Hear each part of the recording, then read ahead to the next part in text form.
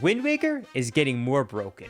You can now beat all of Earth Temple in just 2 minutes, and we can perform one of the hardest glitches in the game completely for free. And it's all thanks to this. That's right, after just 2 weeks, the community has already discovered new skips, brand new glitches, and changes made to the game. And today, I'm going to break down how this is all possible, how it affects the speedrun, and what the future is going to look like.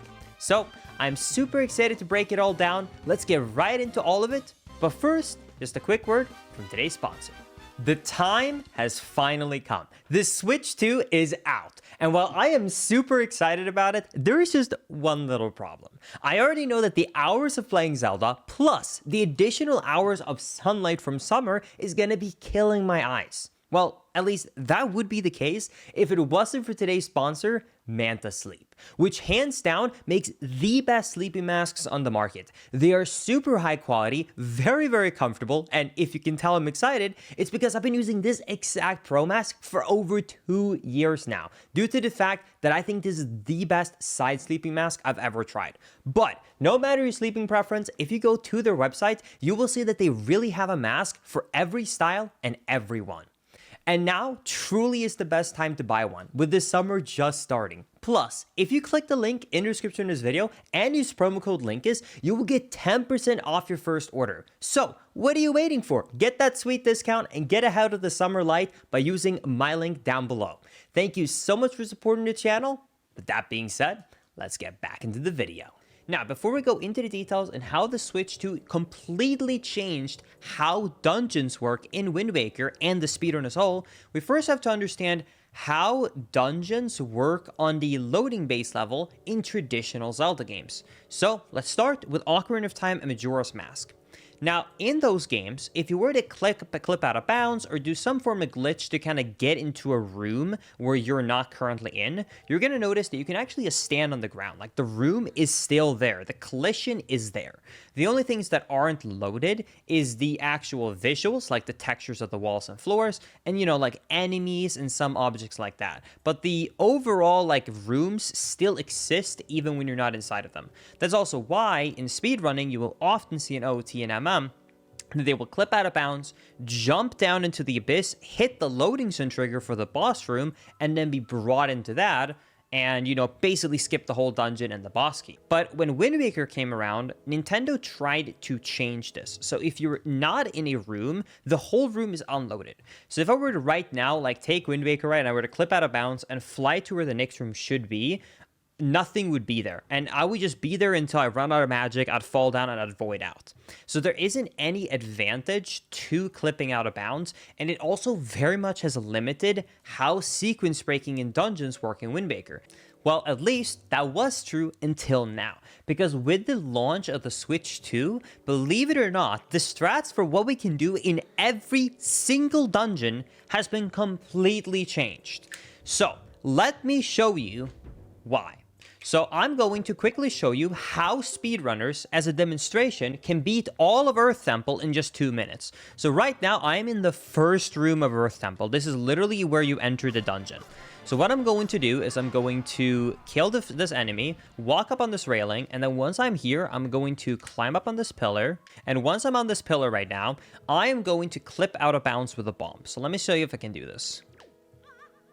So we're going to climb up. I'm going to drop this bomb. And then I'm going to fall down. I'm going to leaf over here. It looks like out of bounds to nowhere. And then I'm going to press A. And then I'm going to fall. And I'm going to land on this object. So what is going on? Well, what I'm actually on top of right now, believe it or not, is a chest. That's right. So chests have their collision stay, even when the room is not loaded. And you can see that I'm standing on top of something way far in the distance from the general room.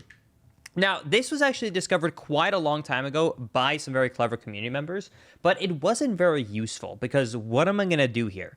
Well, what I would like to do is somehow load the room that I am currently in, aka the room that I'm standing in because I'm on top of a chest. Well, there is one way in Wind Waker where you can force a reload of the game, and that is by playing a song called Song of Passing, which in the overworld progresses a day forward from day to night or night to day. However, unfortunately, if you were to play Song of Passing on top of these chests, the game doesn't know what to do, so it just crashes. But thankfully, the developers of the Switch 2 Nintendo Switch Online service for Wind Waker, when this happened, decided basically to click this beautiful button here called Ignore. So, when the crash, which does happen on an original GameCube, if you were to try and play Song of Passing on this chest, when it comes out on the Switch, it will basically ignore the crash and continue to play anyways. Now, if you're wondering why is the screen black, this is actually what happens on console, and if you're playing on emulator on PC. The game is having a very hard time to figure out what to load or how to load it, because I just skipped through the whole dungeon. So the game is not crashed right now. It is trying to load the room that I am currently in. But finally, if you wait about 30 seconds, the room finally loads, and as you can see, I was on top of the boss key chest of Earth Temple this whole time. Not only that, I can just jump on top of here and jump into bounds right here. And then what you could technically do is kill these enemies, right? No problems, just kill the enemies, have the boss key chest right next to us, and then once you open up the boss key chest and you have the boss key, you can just leave this room and go straight to the boss room itself, which is only about a 20-second walk. Because I'm coming from the wrong way, no problem. And that's basically how Earth Temple is done in 2 minutes. And that is how dungeons have finally changed. We no longer, in theory, have to follow the exact order the developers intended. And it also means that we can skip Makar and Medley even easier in both Earth and Wind Temple. But if that was the only thing that was found, which is already super exciting because it makes it more similar to Ocarina of Time Majora's Mask speedruns, right? Where you can kind of change up the order of how you're doing a dungeon, I might not be making this video. But there was one other thing that has happened that made me feel like I had to cover this, and that is what has happened to manual Super Swim. Now, if you've ever watched me talk about Wind Waker speedrunning, you will have heard me mention manual Super Swim. I'm not going to go into the long explanation of how it works, but basically, Super Swimming is done by turning Link around really quickly in the water, and you get negative speed, just like backwards long jump in Mario 64. Now, to escape the half an hour long intro section of the game, you want to perform this glitch manually, which either requires the player to basically pause buffer the game frame perfectly for about 3-4 minutes, just like this, to build up speed, or to flick the analog stick 20 times per second by swimming like this. And it was ridiculously hard, and only a few people in the whole world can do it. But that was until the Switch version came out. I'm going to show you a method that you can do on the Switch 2 that even you could do at home, trust me. Which means that this game just became so accessible to speedrun for so many people, and it's going to make times ridiculously fast. And that is thanks to the remapping natively in the Switch 2. So I know this is in Japanese, but if you were to open up the Switch menu, you were to go down to this option, which is the remap.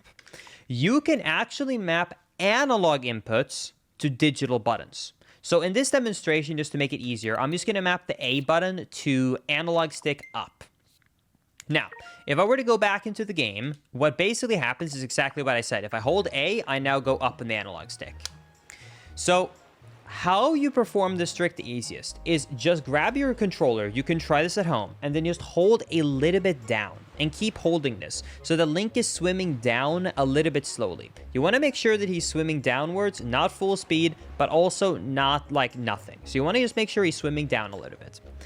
When you're doing that, all you have to do is just start pressing the A button, because every time you press A, if you're keep holding the analog stick and down, he will be turning like this.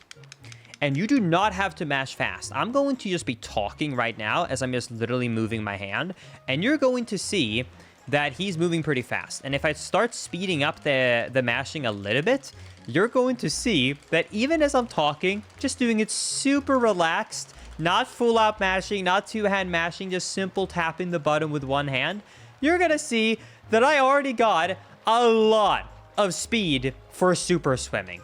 And you can do this anywhere, meaning not only is manual super swim accessible in early game, but also we can now implement manual super swim anywhere we want in the game because it's not terrible in the hands and it's really accessible and easy. Which is going to fundamentally change so much. And there are tons of other small things that I'm not going into in this video that are changed about Wind Waker 2. Obviously, the loading times are faster. There is no lag. There is unfortunately no support for the Tingle Tuner. So we're going to see how things develop as they go. It's really going to be about dungeon time saves versus trying to figure out new routes to mitigate the time loss of not having a Game Boy Advance being able to be connected to this console. But that being said, if you want to see more awesome Zelda content, you can subscribe to this YouTube channel. And if you also want to watch these Wind Waker speedruns live, you should check out my Twitch channel because I am planning on checking out the all dungeon speedrun with these new time saves to hopefully set a new record with this. So that being said, I hope you enjoyed this video. Thank you so much for watching, and I will see you all in the next one. Later, everybody. Bye-bye.